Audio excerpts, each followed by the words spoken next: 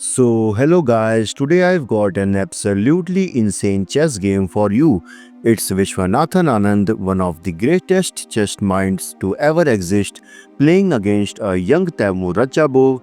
And let me tell you, this game has everything: traps, sacrifices, and one of the cleanest queen sacrifice you will ever see. So buckle up because this is gonna be crazy. I am your host Bison. So game starts with d4, knight to f6, c4, e6. This is the normal variation in Indian defense. Okay, now white develops his knight on f3. Now this game moved towards the anti-Nimzo Indian defense, and now from here black have multiple options like d5 or immediately attacks the center, or here white can also play bishop to e7 and then simply just castle. But here Anand opts for p6, and this complete setup is known as Queen's Indian defense. Here obviously Anand is preparing to develop his bishop on b7, targeting the king side. Now from here white have multiple options to continue the game. The first one is g3 with the same idea of bishop to g2, which is known as fianchetto variation because here white is fianchettoing his bishop. Here another popular continuation is knight to c3, which targets the e4 and d5 square, and this is called Kasparov variation. But here Anand opts for the main line, which is a3. Here it is known as Petrosian variation.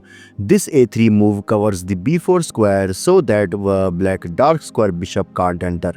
Okay, bishop to b7, knight to c3, and this setup is known as Kasparov-Petrov variation. Now finally Anand strikes towards the center by playing d5. Now some takes happen. Here Radjabov develops his queen on c2. Then after this some again takes happen, and black have option to continue with the move c5, which attacks this solid pawn structure. But here Anand develops his knight on d7, and now white grabs the center by playing e4. Okay, bishop to e7. Here Anand is preparing to castle.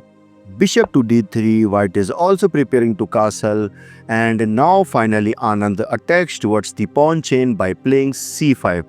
After this, both sides castled. Bishop to b2 supporting this d4 pawn, rook to c8. Here black is threatening to capture on d4 to open this c file so that this queen can be attacked. That's why white brings his queen on e2. Okay, so from here Anand has played a tactics by playing c4, sacrificing this pawn, because after bishop takes c4, here black can play bishop takes e4, and if white captured this bishop, then black can also recapture the white bishop. But here white brings his bishop on a6, targeting the rook. But here Anand firstly captured on f3, targeting this queen. Here white recaptured with the queen, and now finally black saved his rook on c7. Now after this white brings his another rook into the game, and now Anand finds a good move, which is bishop to d6, targeting this h2 square, as well as preparing to open the diagonal for the queen so that it can move on, suppose g5 square. But after this white also mirrors with bishop to d3. Now from here, black can continue the game with queen to g5 with the idea of h5 and pushing it further so that it can launch attack towards the queen side. But guys, Anand is planning something different. He played a weird move, which is b5. First of all, mostly people will think that what kind of move is this? Here black is sacrificing a pawn. Here black can simply take it by bishop takes b5. But guys, if white captured this pawn, now black will play this move, which is queen to b8, simultaneously attacking the both bishops. But here that's not a big problem because white can simply play the move c4, right? But guys, in this position black can play this crazy move, which is bishop takes h2 check, sacrificing the bishop.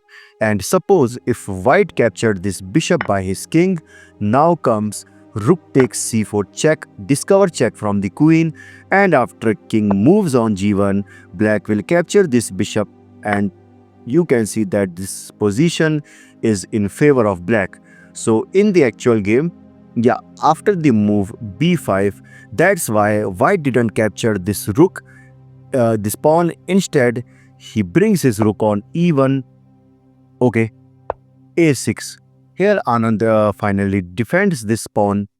Now comes a4, targeting this b5 pawn. Now Anand takes on a4, and white played c4, opening the diagonal for this dark square bishop. Here black can continue the game with bishop to b4, which targets this rook. But Anand instead brings his queen on b8, attacking this bishop. That's why white brings back his bishop on a1. Okay, rook to d8 and rook to e4. But guys, this move is a mistake, because here white is planning to bring his rook on h4 square.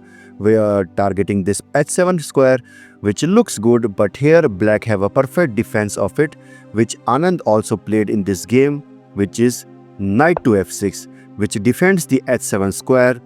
So what can white play instead of rook to e4? Here, instead of rook to e4, here the better move for white is to play c5, attacking this bishop. And suppose if bishop moves on e7 square, now comes bishop to c3. Now just look at the black pieces, completely struck and helpless. Meanwhile, both of the white bishops are standing like snipers, locked and loaded, and this queen is perfectly placed, ready to launch an attack at any moment. Okay, so in the actual game, after the move knight to f6, now comes rook to h4 with the same idea, but that this is of no use. Bishop to e7, this knight can be moved, and you can see that. Rook to h3, h6. Here everything was fine till here, but in this position, white brings his rook on b1, which is a huge blunder. Now pause the video and find the next crushing move played by Anand. Okay, so in this position, Anand sacrificed his queen by playing rook takes c4. And now it is important for white to not capture this queen, instead is to bring his queen on f1. But white blunders and grabs the queen, and now Anand takes benefit of this closed rank by giving a check. And after the only move is bishop to f1, rook takes b8, and now you can see that white has a passer on a file. Okay, bishop to c3, defending the bishop, but rook at b goes to b1, creating a checkmate threat. That's why white defends it with his queen. But guys, this is of no use, because here Anand pushed his pawn further. Now queen takes a6, a2, g4, rook takes f1 check, queen takes f1, and knight to e4. Now you can see that here white is totally helpless. This bishop is under attack, and in the next movement black will promote a queen. Here white tries to stop this promotion by bringing his bishop on a1, but this is of no use, because the final move by Anand is knight to d2, and no one can defend this queen. So that's why Radjabov resigned. What an amazing game by Anand. Thanks for watching. I hope you liked this video. Hit that subscribe button for more, because it motivates me a lot. This is your host Bison signing off. Bye bye.